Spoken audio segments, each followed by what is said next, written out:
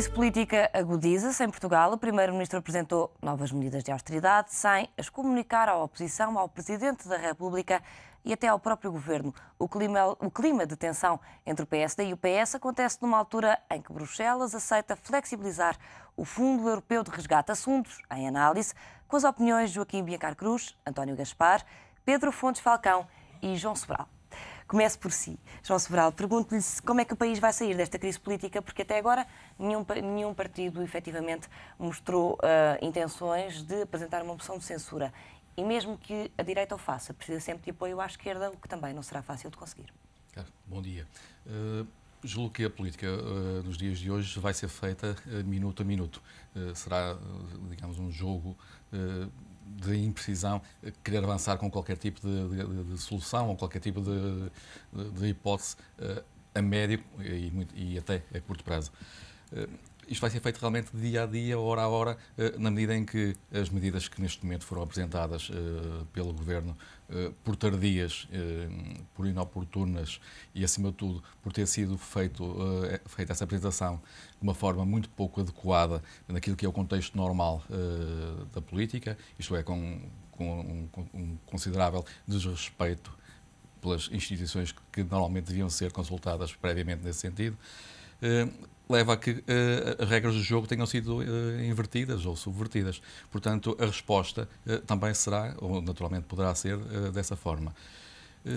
O mais certo, o mais natural, é que nos próximos dias, depois da reunião que na quinta-feira o Dr. Passos Coelho terá com o Sr. Presidente da República, depois daí diríamos que teríamos trunfos e todos os players políticos teriam trunfos para se tomarem decisões mais assentes naquilo que são as instituições e menos daquilo que são as opiniões ou as estratégias avulso que qualquer um dos players assuma. Portanto, acha que na quinta-feira vai haver uma decisão tomada por parte do Presidente e também por parte do PSD? Pelo menos haverão, digamos, algo mais consistente, manifesta uma vontade de avançar ou não avançar, que permitirá realmente ao Sr. Presidente da República tomar decisões que urgem a ser tomadas. António Gaspar, o Presidente da República já devia ter-se pronunciado relativamente a este PEC 4. Eu antes disso gostava só de dar uma nota que é a seguinte. Eu ontem estava a ouvir com toda a atenção o discurso do Primeiro-Ministro e claramente que aquilo cheirou-me para a campanha eleitoral. Quer dizer, há uma clara noção, creio eu, por parte do Partido Socialista e do Primeiro-Ministro, que o governo que chefiam não irá ter muito tempo de vida. Não sei se é na quinta-feira, se é na sexta, se é daqui a um mês ou dois, mas eu creio que terá muito pouca margem para este governo continuar, digamos, nas funções de governação.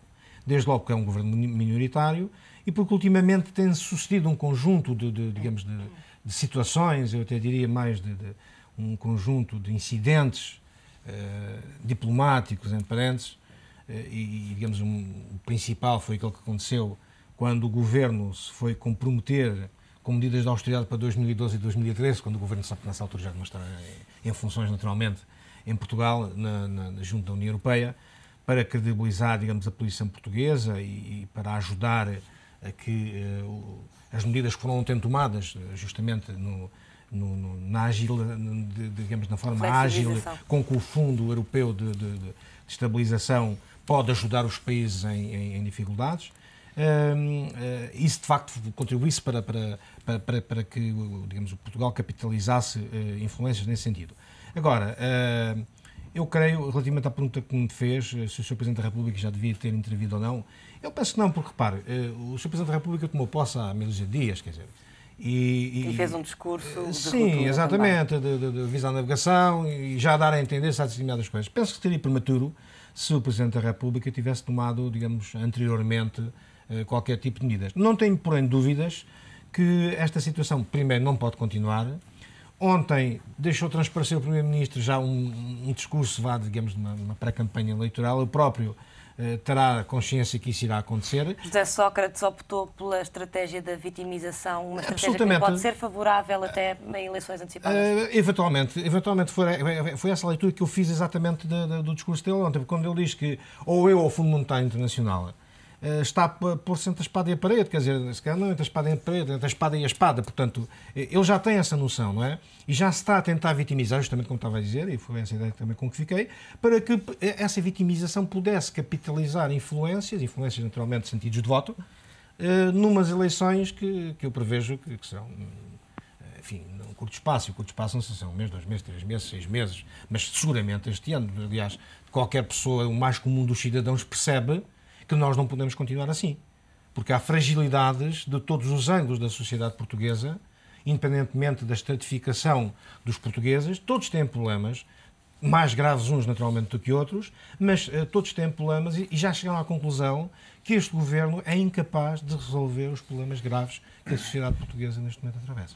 Joaquim Vieira Cruz, apesar de toda a contestação às novas medidas de austeridade, o Primeiro-Ministro ainda assim vai levá-las à votação no Parlamento. Bom dia, Maria. Eu acho que sobre esta situação, e toda a gente está a falar muito, se devia ter falado ao Presidente da República, aos partidos da oposição, antes de ir para Bruxelas, porque parece que o Primeiro-Ministro tinha as contas feitas com o Eurogrupo, com a Comissão Europeia, com o BCE, menos com os de casa. Eu acho que se a Maria um dia quiser ter uma decisão difícil ou importante na sua vida, com a sua família, se quiser casar, não sei se é casada, não é? Mas se quiser tomar, tem duas hipóteses. Ou quer que a família a apoie nessa decisão, ou simplesmente não quer que a família a apoie nessa decisão. E se quer que a família a apoie na decisão, fala ao seu pai, ao primo, ou à tia afastada, aqueles que são mais importantes para si. Independentemente se concordam ou não concordam consigo. E foi isso que José Sócrates não fez. E eu parece-me que José Sócrates não fez isso. José Sócrates tem a noção clara de que não tem, neste momento, o poder político para levar a cabo estas reformas. Ele não tem essa, ela não tem essa força apenas política. Para Bruxelas. E por isso fez boa figura em Bruxelas. Em Bruxelas foram altamente solidários para ele. A senhora Merkel, o senhor Jean-Claude Juncker, foram todos muito solidários com ele. Menos cá em Portugal. Não custava, isso realmente na urgência destas medidas, e se virmos todo o percurso da semana, portanto, na tomada de posse do Presidente da República, na moção de censura, no pacto que teve com todas as forças sociais, de concertação social. Portanto, ele nunca, durante a semana, quer dizer, não me diga que não sabia do que é que ia acontecer, parece-me que sabia. Agora, ele teve a noção clara de assim, bem, eu vou fazer o que tenho a fazer com as coisas internacionais, faço. E aqui ele percebeu que já não tinha força política para pedir mais aos outros partidos, e por isso ignorou-os.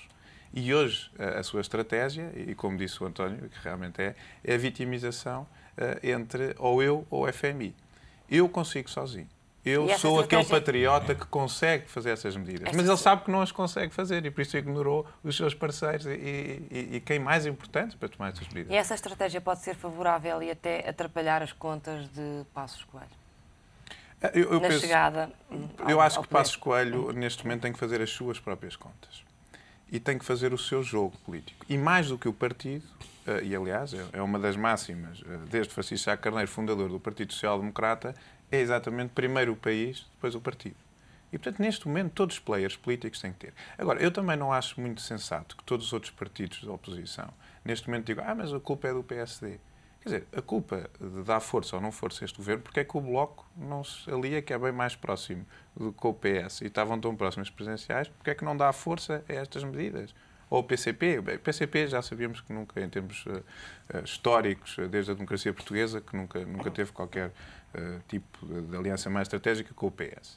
Mas seria natural que fizesse, porque é que terá que ser o PSD ou o CDS a suportar este tipo de medidas e este governo, sendo um governo de centro-esquerda? Pedro Fontes Falcão, o Primeiro-Ministro disse ontem e também o Ministro das Finanças, que não chega a criticar e dizer logo à partida não a estas medidas, que o PSD devia apresentar propostas alternativas. Pergunto-lhe se o PSD, a esta altura, já é efetivamente uma alternativa a este governo. Só uma pequena nota antes em relação ao que o Primeiro-Ministro fez. Claramente, já muito foi referido, eu penso que a posição dele é, ele fez o que pôde com este PEC para lá fora ganhar alguns meses, como aliás já foi referido, penso pelo Sr. Juncker, que durante uns meses Portugal não vai necessitar de nenhum apoio e, caso as medidas não passem cá em Portugal, vai ser essencialmente o PSD, como principal partido da oposição, que vai ficar mal na figura, porque se houver instabilidade política em Portugal, muito provavelmente o FMI ou quem seja virá para Portugal. E, portanto, vai ser o PSD que vai ficar mal na figura. Este é o raciocínio do Primeiro-Ministro. Eu evitei o FMI, PSD não nos acompanhou, levou-nos à crise política. A crise política vai trazer o FMI ou quem seja para Portugal. Penso que é esta a jogada. O PSD tem estado a trabalhar num programa de governo, tem estado a desenvolver, isso é público, o Dr. Eduardo Catroga e uma equipa a trabalhar nesse sentido, mas tem várias iniciativas a decorrer dentro do próprio partido, há o Gabinete de Estudos, entre outros, para além da Comissão Nacional, o Grupo Parlamentar, etc. Mas já há ideias concretas disso? Há ideias concretas do que é que o PSD quer para o futuro do país, na sua opinião? Eu acho que há ideias e orientações gerais. Em muitas situações haverão medidas concretas. O que eu penso que agora falta é tornar tudo um só coerente. Ou seja, de muitas medidas e muitas ideias que existem, conseguir ter uma estrutura mais organizada e coerente entre todas as ideias e propostas que tem.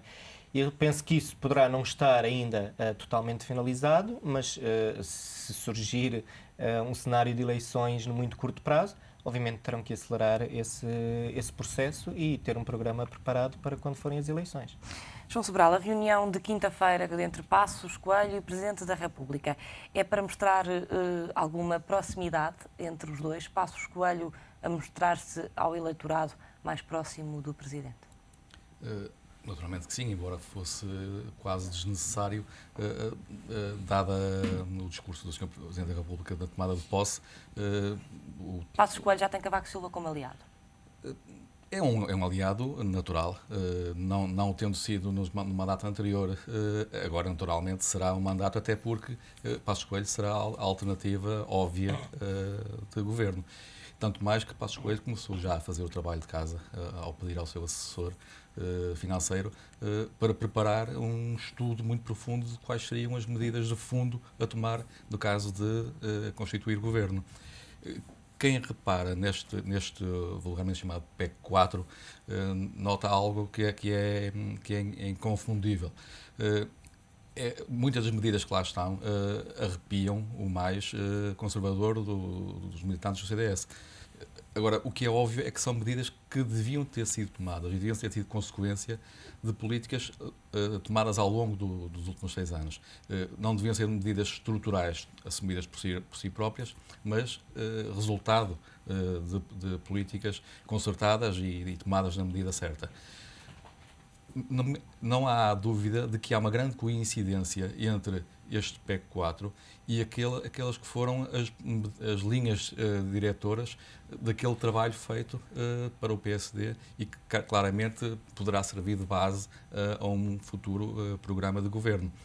Eu creio que na quinta-feira, Passos Coelho irá dizer ao Sr. Presidente da República que tem o trabalho de casa feito, está pronto e que aquela ideia que Portugal mantinha há uns 2 meses atrás, de que não havia alternativa, de que a alternativa Passos Coelho era claramente imatura, está já resolvida, já atingiu o seu grau de maturação e, portanto, agora o Sr. Presidente da República pode fazer aquilo que lhe compete enquanto Presidente. Se acha que Passos Coelho, se não avançar, já corre o risco de perder até a liderança do partido, porque já há contestação dentro do partido?